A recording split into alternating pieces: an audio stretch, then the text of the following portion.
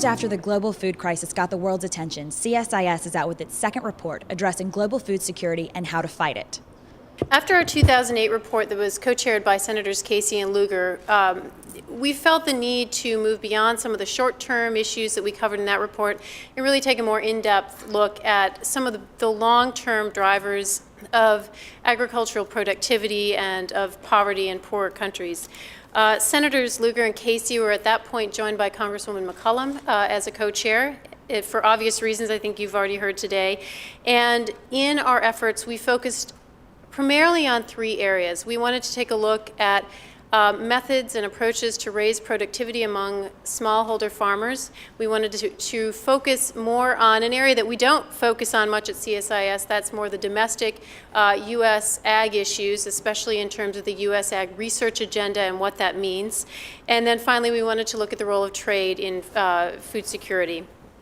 In addition, during the course of our efforts, the Food Security Initiative was announced by the administration, so we also looked at some of the organizational issues around that effort. The new CSIS report recognizes that significant progress has been made, but this report is especially valuable because it also calls to attention all the undone work that we still have to focus on.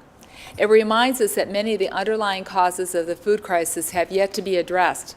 Populations continue to rise in developing countries. Food prices, pushed lower by the recession, are climbing again, and policies on biofuels and trade in the developing countries contribute to the crisis have largely been ignored.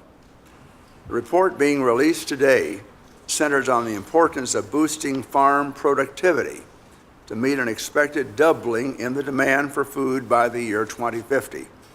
It stresses the critical need for investing in agricultural research through university systems, through extension services, and national agricultural research systems. It pays special attention to the role of global trade in increasing food security and income security for everyone. Now, just last week, the Senate Foreign Relations Committee held a hearing on global food security. As Deputy Secretary of State Jack Lew told us, ensuring people are fed, and I quote, is not just about food.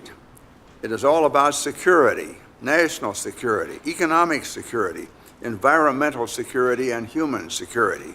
End of quote from the Secretary. Indeed, chronic hunger and poverty deeply affect international stability because hunger fuels social disintegration and local conflicts and extremism.